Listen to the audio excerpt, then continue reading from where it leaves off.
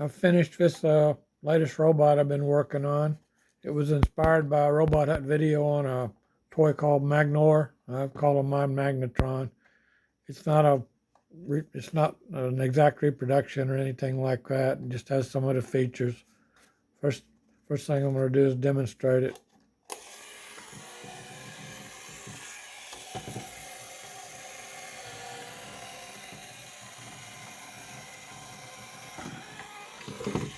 I don't have quite enough room on this table.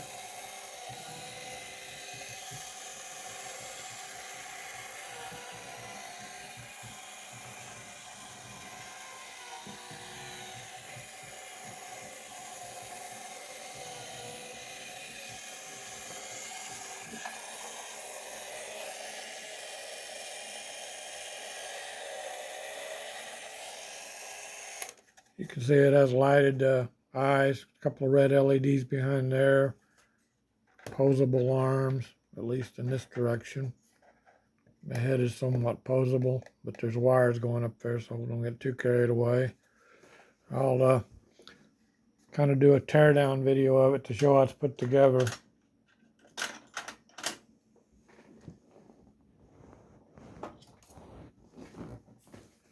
There's only one screw holding the this bottom base part on. Switch is right here. This other little caster here, there are two casters are identical. This one is just glued in place. There's a hole there to locate it. This one, you take it out.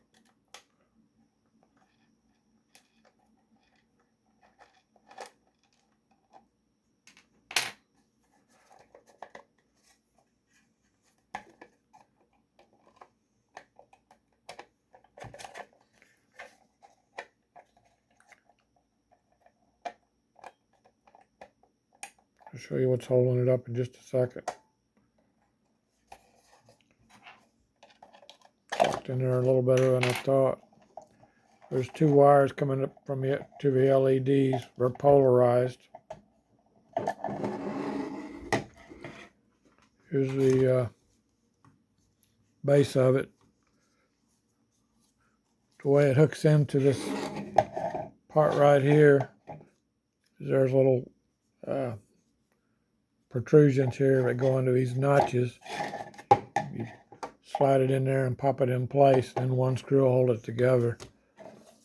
Let's go ahead and look at the internal mechanism. I showed this in another video, but I'll show it again.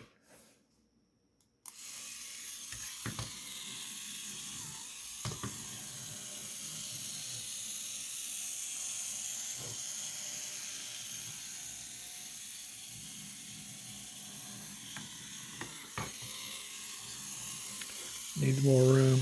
Here you can see how it actually works.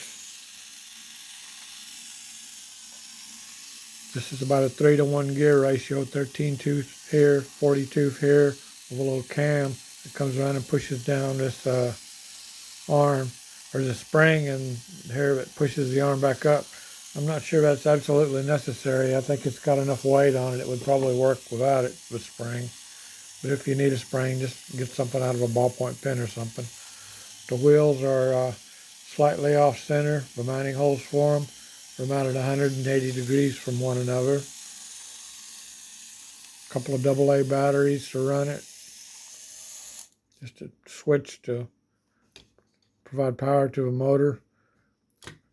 Since you got two AA batteries, you only have 3 volts. So your LEDs, the LEDs are wired in parallel with a 47 ohm resistor, current limiting resistor.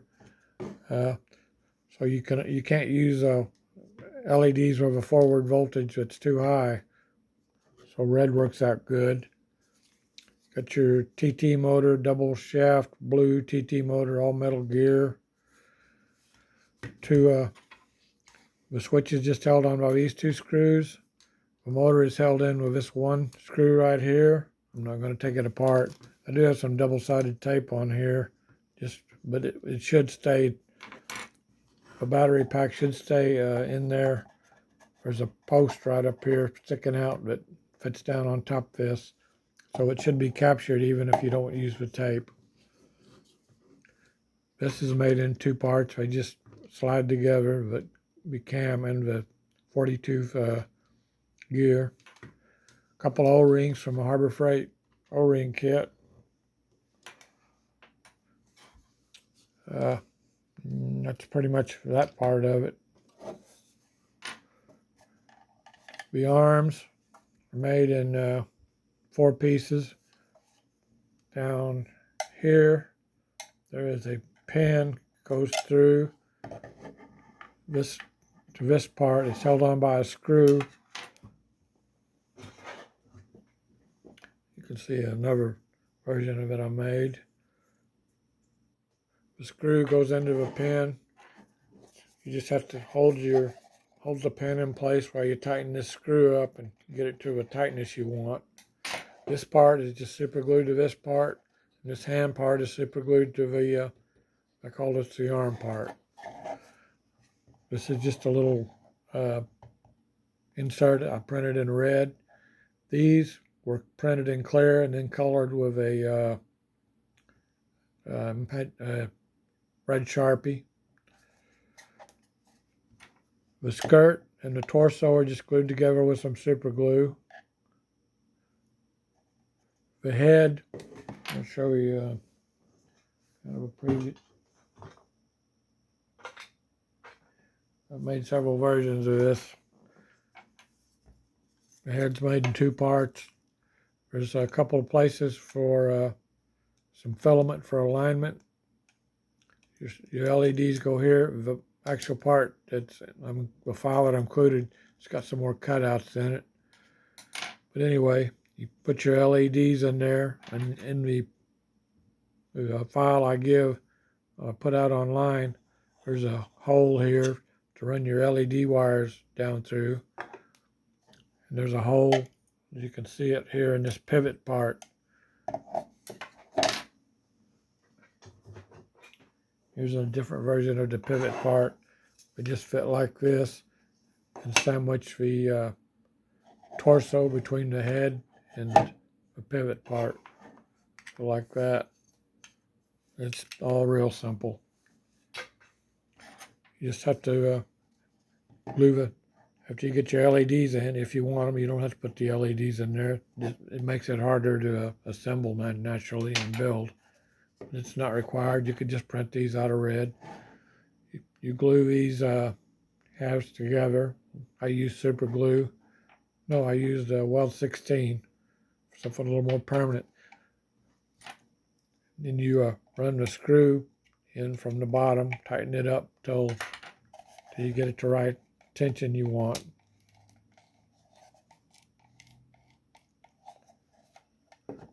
That's all there is to that. Like I say, there was really not much to it. Anything else I wanted to tell you?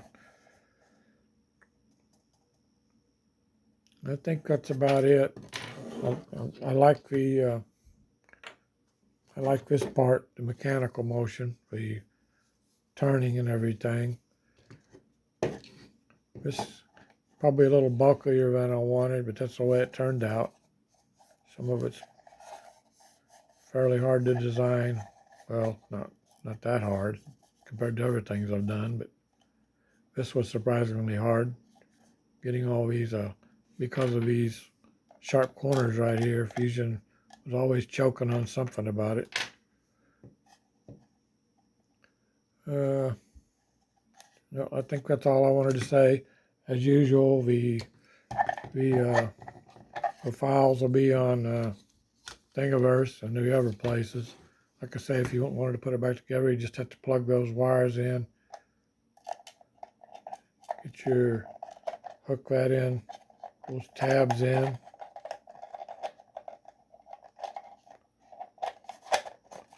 And then pop it in here.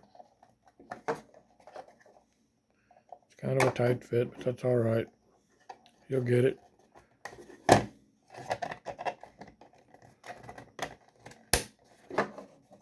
Get that all popped in down there. And put your screw in with the caster on it. And it'll be ready to go. Well, like I say, the files will be on Thingiverse. Thanks for watching.